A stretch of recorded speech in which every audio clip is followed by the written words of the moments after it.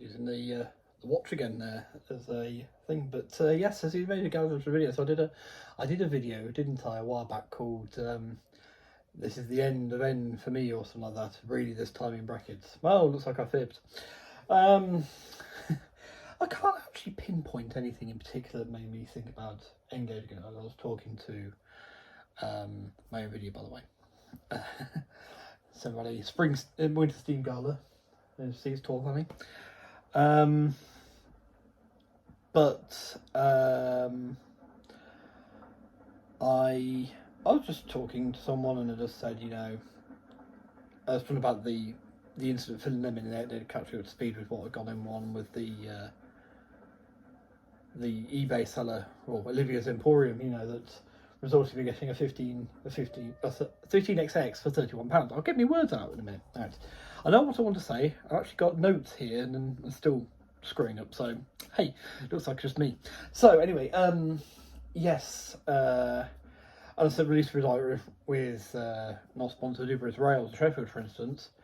I've got every confidence if I asked them to test the model that they would test it, and they've been fantastic to me recently and absolutely loving that would go for Engage as well. And they immediately said, oh dear, he's mentioned Engage again. I mean, obviously I've got the collection as we've gone on before, the Kato, Tomix, Micro Ace, Green Max, the list goes on. All the Japanese ones basically. Would have been easier to say.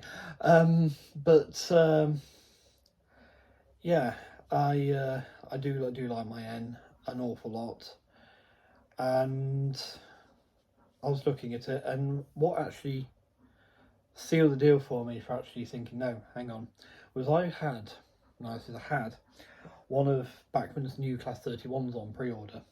I can't remember what sector it is. I think it's Metal Sector. But I was going to redo it into Coal Sector to do it as Calder Hall Power Station, which was the first locomotive I got to drive. It was a short trip. It was from the North End into the station, and that was it. It was a very, very short drive. But then I proceeded to have a cab ride in it from there to Shenton and back as a young volunteer at the Battlefield line. And I was like, oh, wow. Yeah, that was it. But then I was just idly looking around at Rail's website, and I noticed that the Farish 31 was already out. I didn't know the Class 31 was already out from them. And basically, Calder Hall Power Station is done by Farish, ready to run.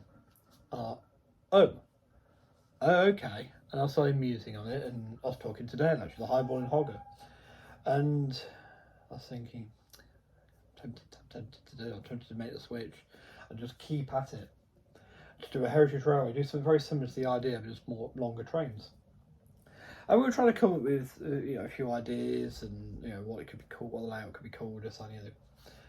And something I'd embarked upon in Double O, which I'm going to continue then, is making a collection of my favourite heritage line, the Summer Valley Railway, which I think is very appropriate there. This is merely coincidental. But making a collection, obviously some engines are going to be difficult to get, such as a Gordon. You can get a 280, not a 210. The 15XX, though I have been given ideas at this gala. I was given some ideas on how to do the 15XX. What's the other ones? I did come up with a list of awkward ones. The Warwickshire, the Manning Wall of Warwickshire, Lady Armadale. But yeah, the little red one, the red tank engine. Slightly awkward, but hey, we can cross those bridges when we come to them. But there are other engines I can get. I can get Class 50s. Excuse me a minute, we'll try again. So literally, everyone else in the house decided to have a conversation right outside there. Anyway, so yeah, so it's going to be a couple of awkward ones, but a lot of them, 50s, Westerns, the Manners, that's going to be an awkward one to get. The Ivot 4 is another one. No awkward, but obviously the Term T. And much in the same way, I'm basing it a lot on how Oak Hill's doing his collection of the Bluebell Railway. And it's also going to include past residents, so Union South Africa, the Great Marquis would be an option. In fact, my Ivot Term T already got, which was Blossom in O. Dr. Beeching. I've already got a class 17 in case it needs renumbering to the correct one, but yeah. So basically, that's the idea there. But yes, independently of that, I thought, well, I can do the collection still, but I'm just going to do a generic Terminus thing here. And then sort of time went on, had dinner, that sort of thing, and I thought,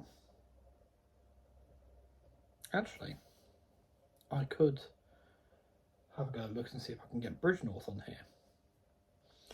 And actually, what you can just see here, going across all there, is Bridgnorth. I'm literally 2 points, or turn out depending on your particular preferred terminology, out of doing Bridgnorth.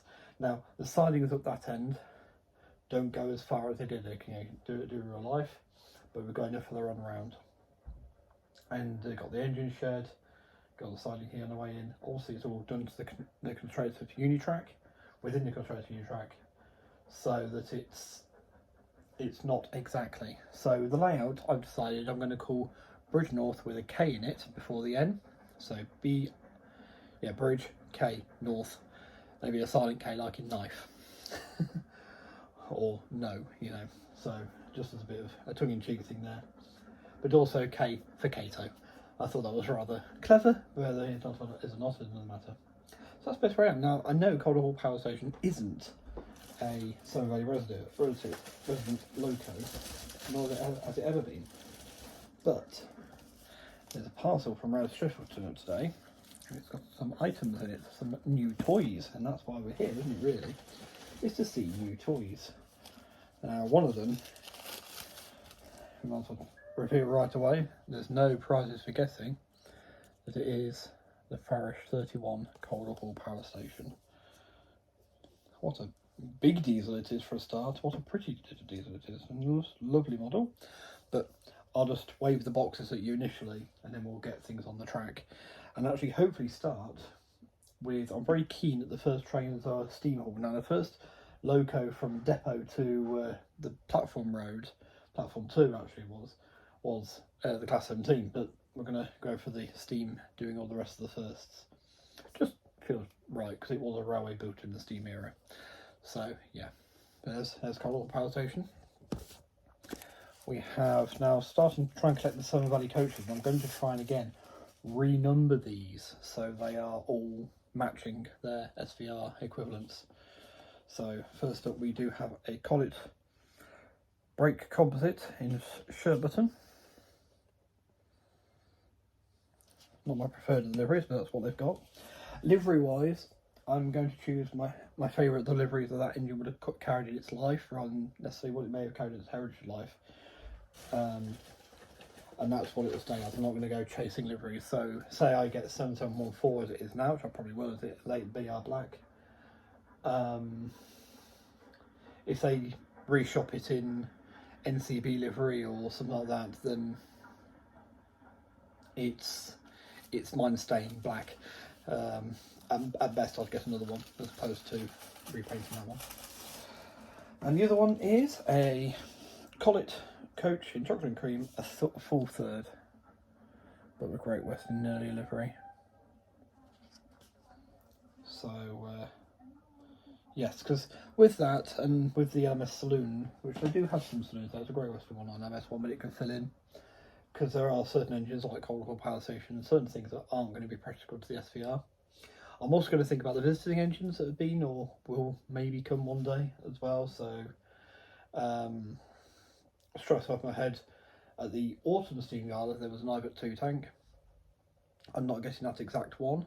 I found one actually shares a birthday with me.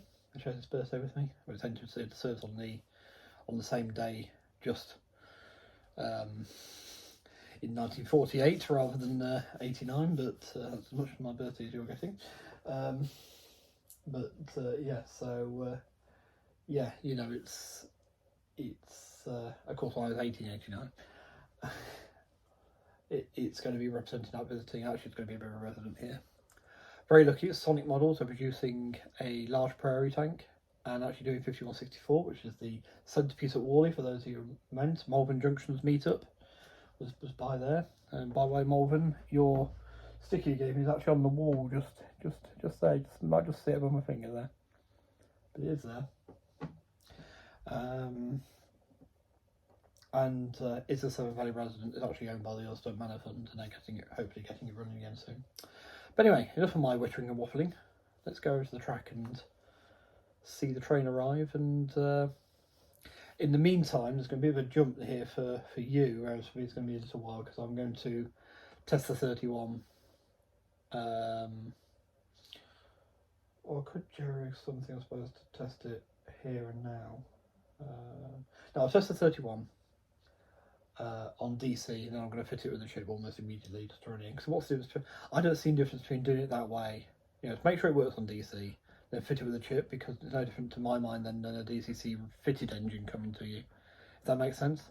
So if you look at one of Anthony Dodge's engines, where they all come with the DCC chips already installed, and he has to run them in still. There's what's the difference between that and me just testing it works on DC, then immediately fitting a chip to it. I'm just still not going to be pulling trains with it.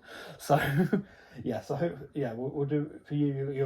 You'll see it on the track, and we'll have a look at it running together under DCC. All right. Okay. Right. See you in a moment. Okay, I'll put it here. So here we are down at Bridge North, which, by the way, all the signage will be correct for. And coming up from the Kidderminster diesel depot is 31130 Cold Hall Power Station. So let's have a closer look. So here we are, closer to it. I think it looks amazing. It brings out a lot more resource. It's a lot cleaner and in better condition than the one when I remember it. I understand since it's gone to the Avon Valley Railway. Along with Brush Veteran, actually, they both went that way. And would like to add Brush Veteran to my fleet, as well as the EWS one, which I know no longer resides at the SVR, but it tempted me to stay at the first Deep Diesel Gala I actually attended there, and thoroughly enjoyed subsequently. So, but yes, you can see the tail lights lit up now. It's just pulled into platform 1, or what will be platform 1 eventually. I will just take you forward a little bit,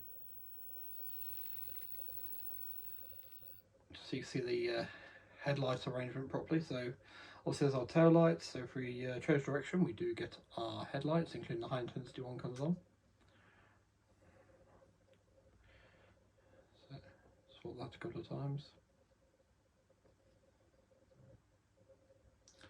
Looking very awesome. It's fitted with the Next 18 chip. And it was really quite simple. There's 4 clips. Get something to point with. 4 clips just located here and here. Literally just use my finger to, or my thumb actually, to gently ease it off one side, lift up a bit, ease up a bit more, and it came away quite easy, quite so fuss-free compared to all the 00 chips I've recently fitted. This isn't a 00 bashing session, this isn't a versus, but just as a point of interest, really, it's been the same for all 3 of these that I fitted recently with DCC here, is they have been super easy to do that too. But yeah. Right, let's take it out and bring it to platform 2, because it's not long now till the Ivot 2MT is due up from Kidderminster with a 2-coach train. But a sort of running in test run of our latest restoration of some of our collet coaches. So we'll see, let's get this out of the way. But I'll leave the camera here because you'll be able to see it coming on the other line.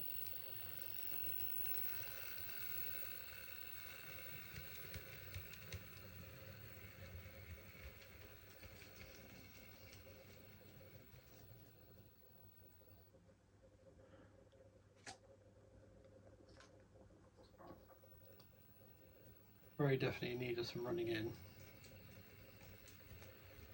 but beautifully smooth.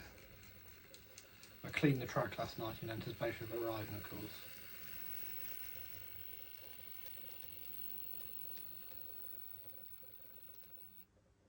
There it is. We'll pop it that way around. Right.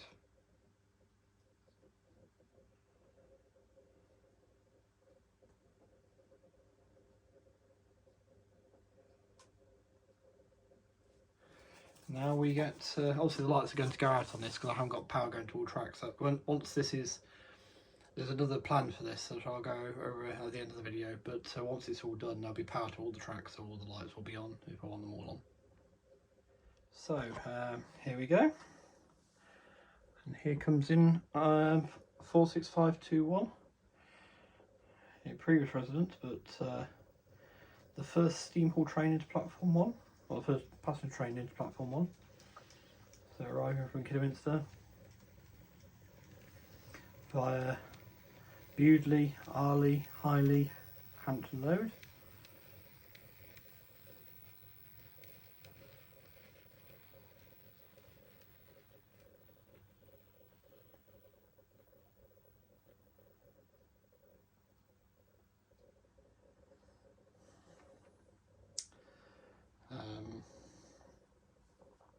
Yeah, there we are. Then what we will do is we'll just simulate the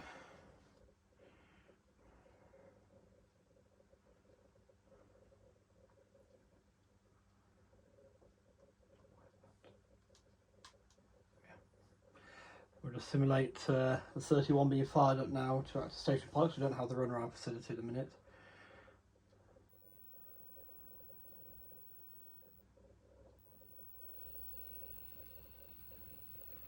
That comes out.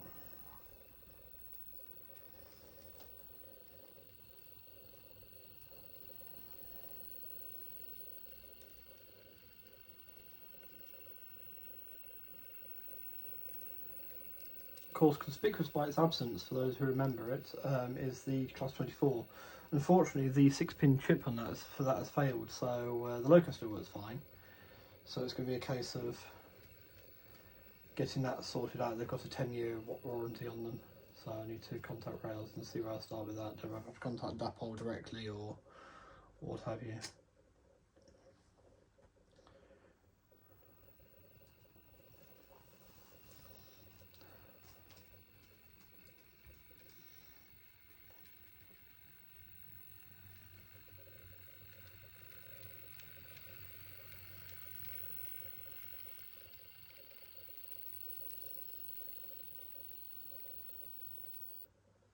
Oh, almost there, almost there.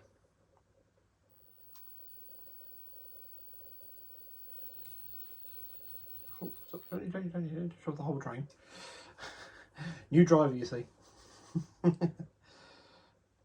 And this shows obviously the advantage of DCC is there's no dead section there, obviously. Obviously, all companies still going to be hand of God, you know, it's one of my railways. There's no dead section or anything there, no turn offable section or anything like that, but I can do this sort of thing without any worries, so that's pretty cool. But then those who use DCC regularly will know that already. Right, so with everyone off, let's move the coach out of the way to free the Ivot mogul.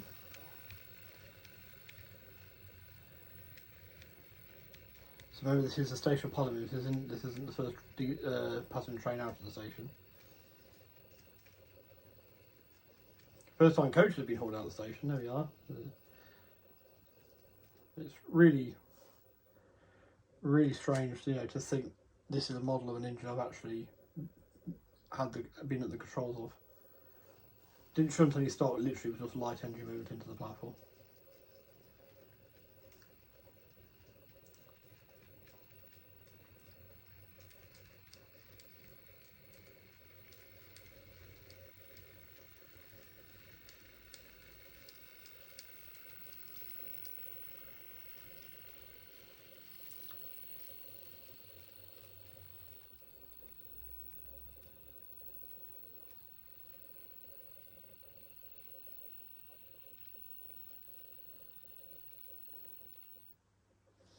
Right, so we'll say the Ivot needs to go on shed for coal and water. The third one's going to power off for a bit because coal and water takes a while. Nothing to do, of course, nothing to do with the fact that I'll be turning off the track connection to it by changing the turnouts. So, oh, now it's remembered. Okay, cool. So now the Ivot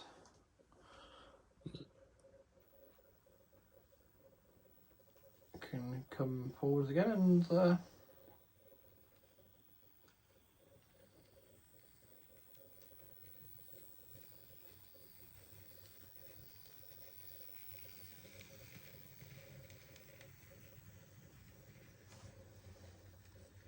before backing onto the shed road. And again, I'm going to have all the points are all going to be utilising their motors.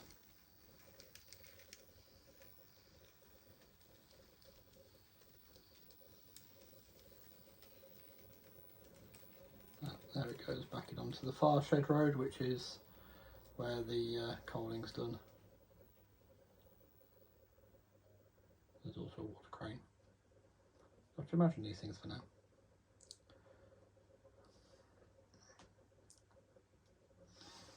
And then 31 powers up again. Because we can shunt the carriages while the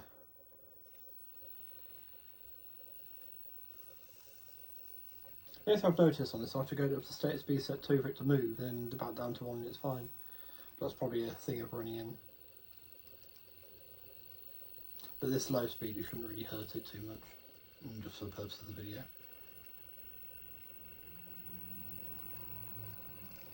There's the Clayton hooks on. So we've got a Type 2, a Type 3, 2 Type 2s and a Type 3. There's Type 1 actually, isn't it? Type 1, yeah, Type 2 is the class 2017, so it's Type 1. Type 2 is 24 and a Type 3. Next diesel is not going to be a Type 4, I don't think. I think it's going to be another Type 3 technically. Not sure what type rating the twins fell under, but yes, I have 10,000 in NMS delivery on the way at some point, obviously when it's released.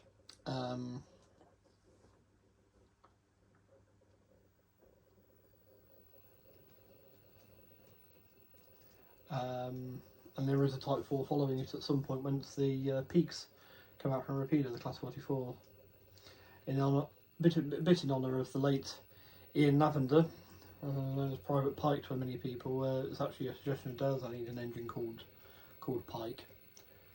Well, I went for Scarfell Pike because Scarfell, well, scarf is in that word, first word. So that's good because it's always pronounced it Scarfell.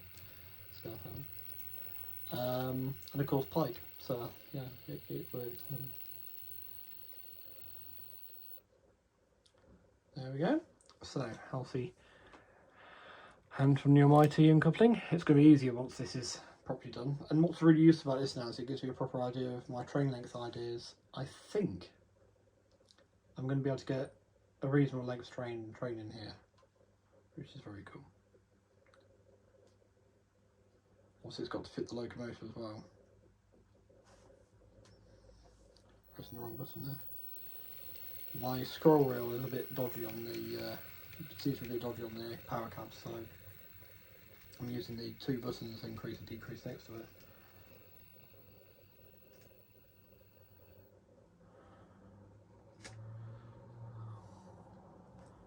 And we'll just send that back into platform 2 again, to be admired by the onlookers. So obviously there's going to be places like this where my Bridge North, my 7 Valley differs to the real one in some of the locomotives that exist on it, and that's some of the ones running you see.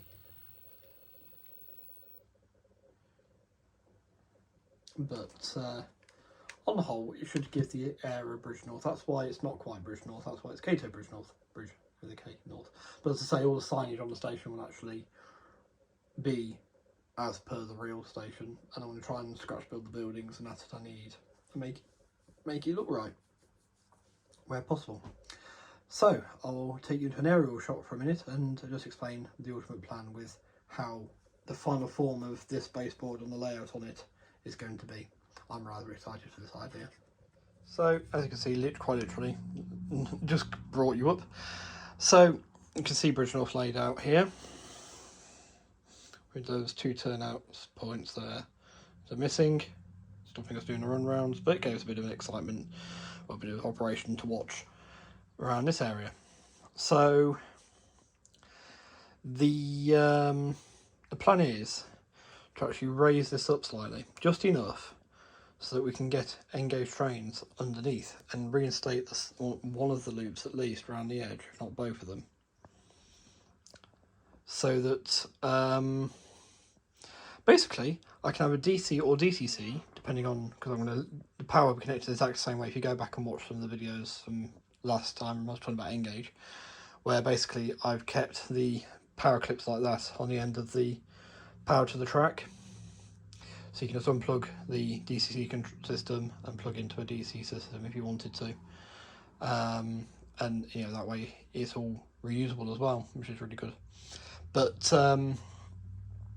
yes, so at the bottom, if I want to watch trains run around, I can just do that, or if I want to run the Japanese ones, which want DC, obviously, analog.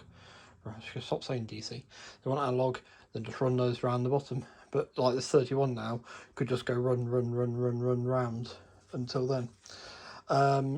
I think what I'm going to have to do at some point is just commandeer the table downstairs for an hour or so, just to run it in both directions so it can be fully running. Though running up and down light engine on here won't hurt for a bit as well, just to help. But yeah, that's basically it. So thank you for watching. Sorry to anyone who was looking forward to a 00 layout, but yeah, this is what we're doing now. The 00 is gone into the loft out of the way, and it's going to be an England shunting puzzle at some point, but my priority is this now. Alright, anyway, there will be a bit of a weird one at some point this week, or perhaps next week, where there's another Kato model turning up, Japanese loco, but it's going to run on here, and I'm going to do what I just said about unplugging the DC system, plug the DC system in, but it means all these three, sorry, will have to be in the yard up there, out the way, so I'm not interfering with them. But yeah, we can test run that on there. Alright, take care all, enjoy your trains, and I'll see you in another video. Bye!